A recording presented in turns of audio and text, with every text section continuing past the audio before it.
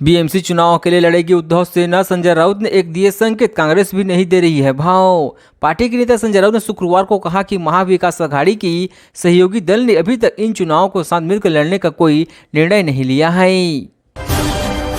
मुंबई बस हादसे के बाद शर्मसार हुई इंसानियत, मृतक महिला की कीमती चीज चुराते दिखाई दिए शख्स। घटना से जुड़े एक वायरल वीडियो में एक व्यक्ति दूसरों से कहता हुआ सुनाई दे रहा है कि वह महिला के आभूषणों को सुरक्षित रखने के लिए ले जा रहा है और वो उसके रिश्तेदारों को इसकी सूचना देगा। जन्मदिन पर चाचा शरद ने अजित पवार की सरप्राइज मुलाकात, बताया क्या हुई बात। शरद पवार ने 48वें जन्मदिन के मौके पर अजित पवार बिना किसी पूर्व सूचना के ही उनकी दिल्ली स्थित आवास पर पहुंच गए।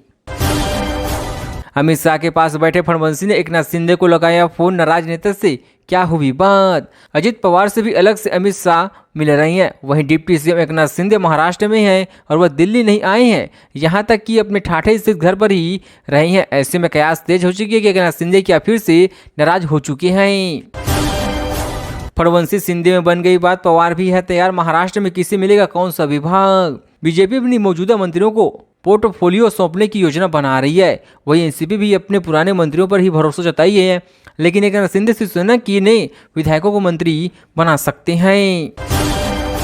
मुंबई में एक्सीडेंट के बाद बैग लेकर खिड़की से कूदा और भाग निकला ड्राइवर, सीसीटीवी ने खोले राज। कुछ यात्री डंडे और कुछ हैंडल को कसकर पकड़ने की कोशिश कर रहे थे, जबकि अन्य अपनी सीट से उठकर यह देखने की कोशिश कर रहे थे कि बस की आगे बढ़ने पर सड़क पर क्या हो रहा है। एकनाथ शिंदे हुए खफा, महायुक्ति के बर्ताव से भी उखड़े, अमित शाह से मिलने दिल्ली नहीं गए। अखबार से बातचीत में शिंदे के करीबी ने कहा कि इस पूरी प्रक्रिया में शिंदे उनके साथ हुए व्यवहार से भी खफा है। उन्होंने कहा कि उन्हें हर चीज में तोल मोल कर करना पड़ा है। उन्हें लगता है कि सत्ता में उन्हें उचित हिस्सा नहीं दिया गया है। देवेंद्र फडणवीस ने कमान संभालते एकनाथ शिंदे के करीबी को हटाए, अब तक था अहम जुम्मा। एकनाथ शिंदे ने पद संभालते ही चिवटे को सीएम रिलीफ फंड की कमान सौंपी थी, लेकिन अब फडणवीस ने भी सत्ता बदलते ही चिवटे को हटा दिया है। रामेश्वर नाइक को देवेंद्र फडणवीस का करीबी माना जाता है। वह फडणवीस के डिप्टी सीएम रहने के दौरान इसे करीब रखा था। सीएम पद मिलने के बाद भी खत्म नहीं हुई बीजेपी की मुश्किलें, एकनाथ शिंदे ने दी नई टेंशन। एकनाथ शिंदे ने बीजेपी की मुश्किलें फिर से बढ़ा दी है। दरअसल विभागों के बंटवारे को लेकर अब बीजेपी, शिवसेना, एनसीपी आमने सामने आ चुकी है। बीजेपी और शिवसेना दोनों ही गृह मंत्रालय चाहते हैं।